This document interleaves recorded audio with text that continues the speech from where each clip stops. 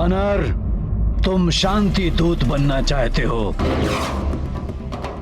और मैं मृत्यु देने अपने दूत भेजता हूं। तुम युद्ध नहीं रोक पाओगे। युद्ध होगा, महायुद्ध, महायुद्ध, महायुद्ध। वीर सैनिकों, जाओ आक्रमण करो इन धूर्त नागों पर। अवश्य सेनापति जी।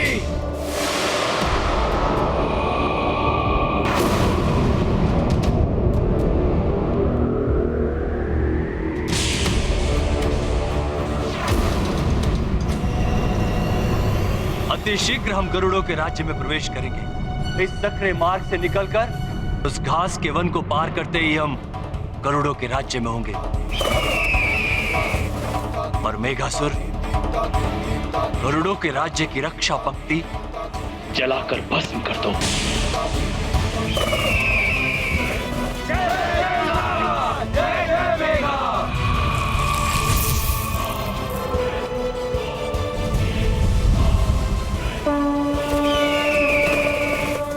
मारुति सहते गरल प्रहारा, परहित उनका जीवन सारा। विषधर नाग महाविषकारी, जीवन नाशन अति भयकारी। अचल अकंपित केशरी लाल, उनका धीरज विपुल विशाल। जह जह बाढ़ जगत अधर्मा, आंजनेय तह करत सुकर्मा। महाबली हनुमत की, रुचिकर लीला राम भगत की। जय जय जय रघुनंदन राम, जय जय जय महाबली हनुमान। ये क्या? ये नाग तो विशाल अग्नि उगल रहे हैं। मुझे शीघ्र इसे रोकना होगा।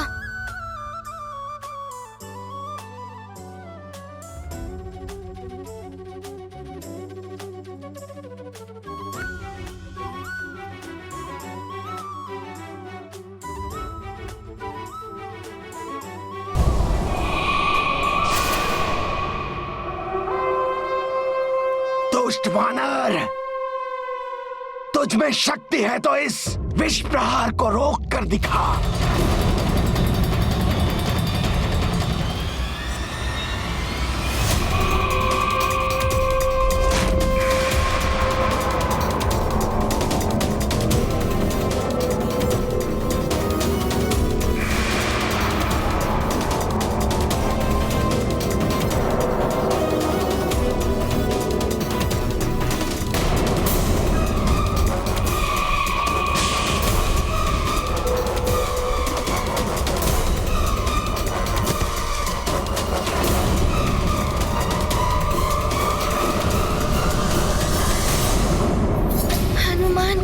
शीघ्र इस विषैले मेघ को रोकना होगा, अन्यथा गरुड़ों के प्राण संकट में पड़ सकते हैं। बचाओ, बचाओ।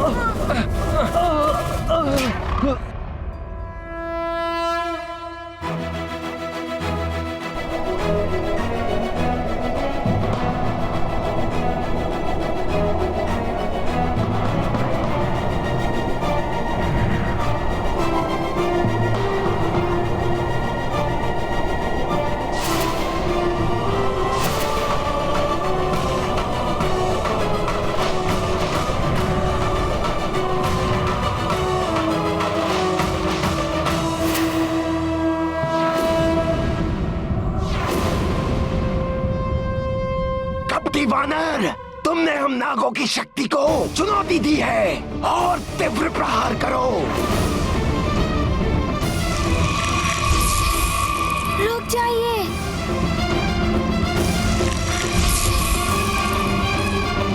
मैं यहाँ युद्ध करने नहीं, अभी तो इस युद्ध को टालने के लिए शांति का प्रस्ताव लाया हूँ। आक्रमण! रुकिए मेघासुर, हमें हनुमान का प्रस्ताव सुनना चाहिए।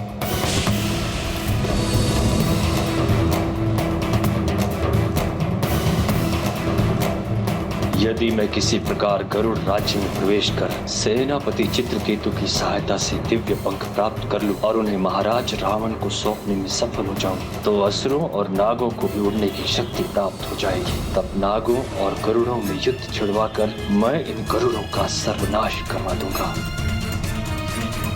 ये वानर जितना अबोध है, इसकी बुद्धि उतनी ही तीक्ष्ण है।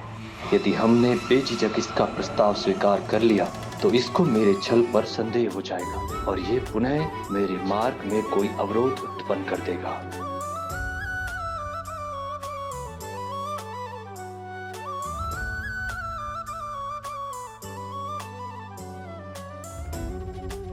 वानर, हम गरुड़ों से मित्रता क्यों करें? अनंत काल से हम नाग और गरुड़ों में शत्रुता चल रही है, ये कभी समाप्त नहीं हो सकती। किंतु सुमेरु पर्वत पर नागों ने गरुड़ों के साथ चिर मित्रता स्थापित करने का प्रण लिया था। हमारी भूल थी वो। मित्रता का ढोंग रचकर हमारे महाराज पंचफन का अपहरण कर दिया। और इसमें आश्चर्य की क्या बात है? छल करना तो गरुड़ों का स्वभाव है। वानर, हम नाग पृथ्वी से इन गरुड़ों का अस्तित्व मिटा देंगे। ये महायुद्ध अनिवार्य है।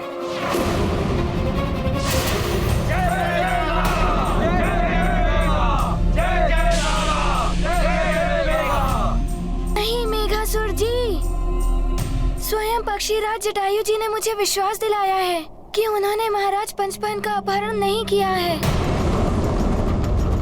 गरुड़ जी तो शांति के ही इच्छुक हैं। महाराज पंचफन के अपहरण का अवश्य ही कोई अन्य रहस्य है। गरुड़ राज्य में नहीं है पंचफन जी। छल किया है उस वानर ने हमारे साथ। उसकी उपस्थिति में उन धूर्त नागों ने हमारे 2 वीर गरुड़ सैनिकों का वध कर दिया है। हमारे सैनिकों का वध हो गया, ये हमें स्वीकार नहीं। नाश हो नागों का। मैं महाराज जटायु का सम्मान करता हूँ, किंतु उस वानर पर अत्यधिक विश्वास ने उन्हें भ्रमित कर दिया है। हमें प्रतिशोध चाहिए। वो नाग बालक भूषण यहाँ से जीवित नहीं जाना चाहिए। हमें उन धूर्त नागों अथवा उस वानर पर नहीं, अपने बल पर विश्वास होना चाहिए। नागों पर विश्वास मूर्खता है। हमें उन नागों पर विश्वास नहीं, हमें किसी पर विश्वास नहीं। विश्वास हमें गरुड़ों पर नहीं, स्वयं पर है। हमने उस क्रूर जटायु को हमारे महाराज पंचफन का अपहरण करते देखा है। अवश्य उसने हमारे महाराज को अपने राज्य के किसी गुप्त स्थान में पा रखा है। हमें उस जटायु की झूठी बातों पर विश्वास नहीं है। वो तुम्हें भी झूठ बोल रहा है हनुमान। मेघासुर जी, महाराज जटायु मुझसे मिथ्या वचन नहीं कह सकते, किंतु उनकी ओर से मैं वचन देता हूँ कि महाराज पंचफन वहाँ गरुड़ लोक में नहीं है। वे युद्ध नहीं, शांति चाहते हैं। तो हम क्या चाहते हैं? संहार, नागों का संहार। कैसे होगा उनका संहार? क्या करना होगा हमें? आपको हमें वहाँ युद्ध करना होगा। युद्ध चाहिए हमें। हमें वहाँ युद्ध करना होगा। युद्ध चाहिए हमें। हमें तुम्हारे वचन नहीं चाहिए हनुमान। हमें आंखों देखा प्रमाण चाहिए, और वो गरुड़ राज्य में जाकर ही प्राप्त होगा। किंतु यदि हमारे प्रतिनिधि वहां प्रवेश करेंगे तो वो हमारा संहार करेंगे। कौन लेगा उनकी सुरक्षा का उत्तरदायित्व? हनुमान लेगा आपकी प्रतिनिधियों की सुरक्षा का उत्तरदायित्व। वो स्वयं आकर देख ले कि महाराज पंचफन वहाँ नहीं है। क्या कहते हैं आप लोग? क्या आपको हनुमान का प्रस्ताव स्वीकार है? हाँ, हमें स्वीकार है।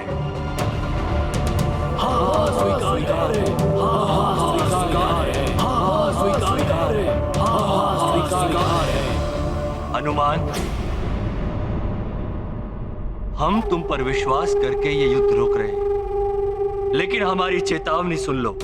यदि हमारे प्रतिनिधि पंचफन गरुड़ों के राज्य में बंधक पाए गए तो इस महायुद्ध को ब्रह्मांड की कोई शक्ति नहीं रोक पाएगी। गरुड़ों का सर्वनाश होगा। युद्ध होगा, महायुद्ध, महायुद्ध, महायुद्ध, महायुद्ध, महायुद्ध, महायुद्ध, महायुद्ध।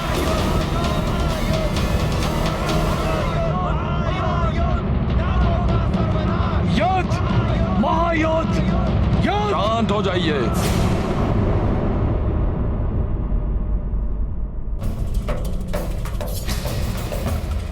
चित्रकेतु जी, आप सभी को युद्ध के लिए क्यों प्रेरित कर रहे हैं?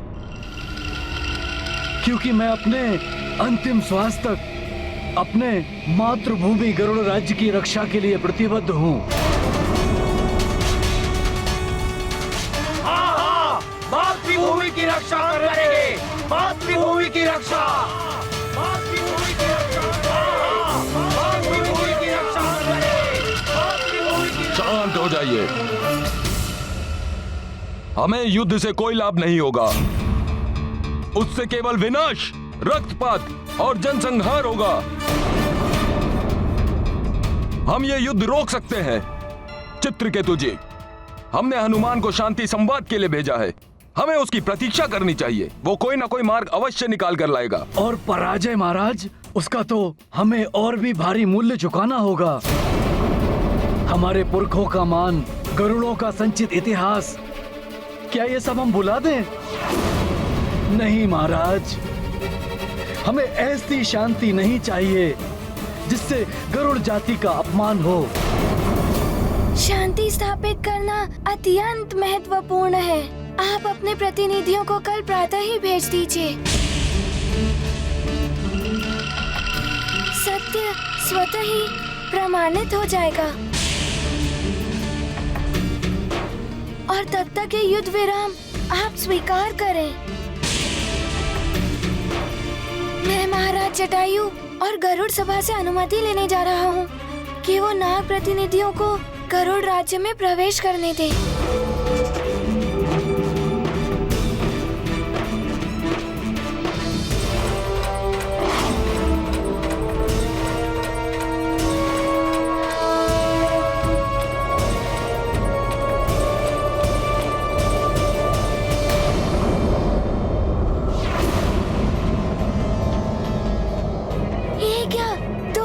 सैनिक,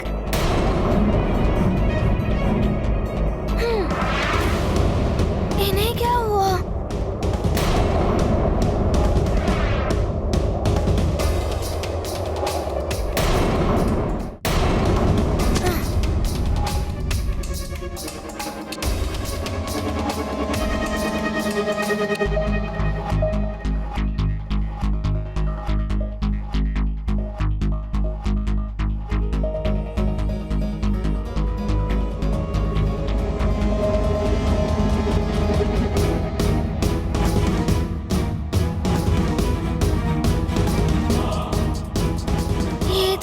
जीवित है।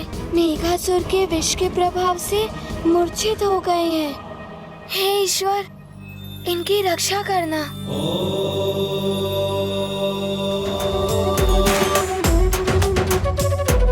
सूक्ष्म रूप धरि सिंह दिखावा, विकट रूप धरि लंक जरावा, भीम रूप धरि असुर संहारे, रामचंद्र के काज सवारे। जय हनुमान ज्ञान गुण सागर, जय कपीस तिहुँ लोक उजागर, राम दूत अतुलित बल धामा, अंजनी पुत्र पवन सुत नामा।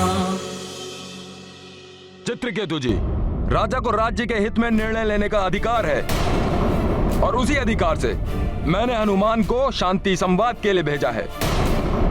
क्या राजा के राज्य के अधिकार का कोई मूल्य नहीं? आपके अधिकार आपका सम्मान मातृभूमि के सम्मान से अधिक महत्वपूर्ण नहीं है महाराज। क्या हम ये भुला दें कि उस वानर के कारण हमारे 2 वीर सैनिकों ने अपने प्राणों का बलिदान दिया? नहीं, गरुड़ सैनिकों की जय।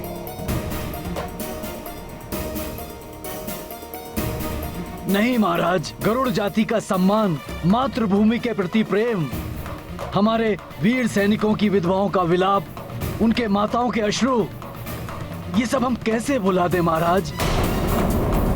महासंकट के समय में निर्णय लेने का अधिकार केवल राजा को ही नहीं होता है, अपितु राज्य के समस्त नागरिकों को होता है।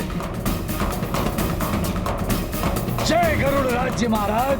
जय गरुड़ राज, जय गरुड़ राज, जय गरुड़ राज, जय गरुड़ राज, जय गरुड़ राज, जय गरुड़ राज।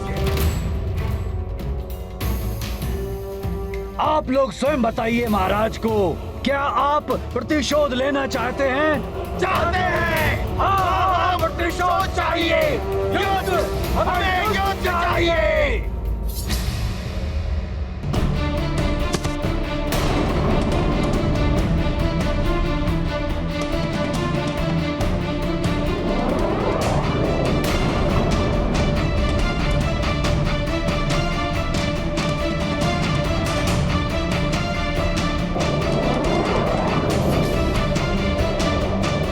बंद करो ये प्रपंच।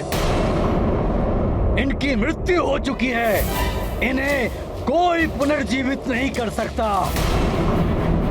परंतु हाँ, इनका वध करने वालों से हम मृत्यु का प्रतिशोध अवश्य लेंगे।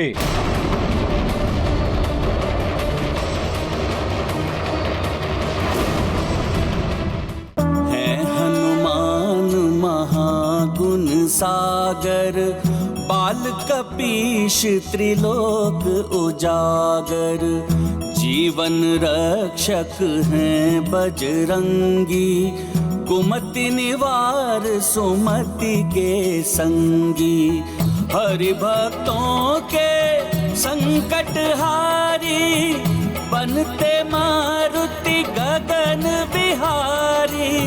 जय बोलो जय मारुति बीरा, हरते सतत सृष्टि की पीरा। गाथा महाबली हनुमत की, रुचि कर लीला राम भगत की। जय जय जय रघुनंदन राम, जय जय जय महाबली हनुमान।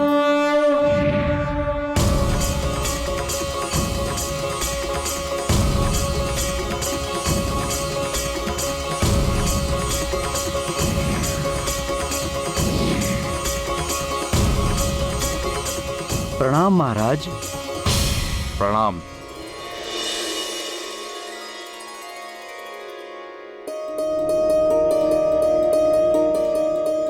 प्रणाम हनुमान जी।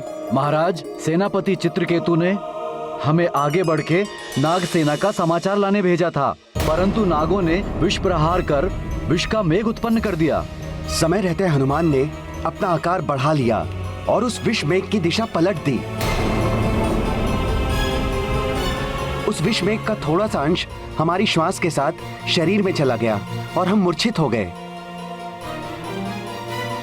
यदि हनुमान हमारी रक्षा न करते तो मेघ संपूर्ण गरुड़ राज्य का विनाश कर देता। हम अपनी और गरुड़ राज्य की रक्षा के लिए हनुमान के ऋणी हैं।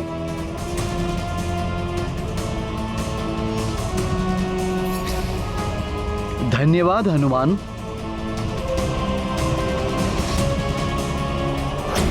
मैंने तो वही किया जो मेरा कर्तव्य था। मैं इस युद्ध को रोकने के लिए जो भी कर सकता हूँ वो करूँगा। किंतु मेरा आप सबसे एक निवेदन है कि आप भी मेरा इसमें साथ दें। इस युद्ध से मात्र असुरों को ही लाभ होगा। गरुड़ और नाग दोनों महर्षि कश्यप के ही वंशज हैं। तब भी दोनों एक दूसरे के चिरशत्रु क्यों हैं? क्योंकि नागों ने सदैव आसुरी प्रवृत्ति को अपनाया है। बड़े दुष्ट होते हैं वो। सेनापति जी, मुझे ज्ञात है गरुड़ और नाग दोनों देव कार्य में संलग्न रहे हैं। गरुड़ भगवान विष्णु के वाहन हैं और उनके शैया अनंत नाग हैं और नाग भगवान शिव के आभूषण हैं और उनके पुत्र का वाहन मयूर है। ये बात जाकर तुम उन्हें समझाओ हनुमान। उन्होंने हम पर आक्रमण किया है। इसका कारण उनका संदेह है कि महाराज जटायु ने महाराज पंचफन का अपहरण किया है। यदि आपकी अनुमति हो तो उनके प्रतिनिधि स्वयं यहाँ आकर देख ले कि नागराज पंचफन यहाँ नहीं है, तो उनका संदेह दूर हो जाएगा। तब कोई भी युद्ध का कारण शेष नहीं रहेगा।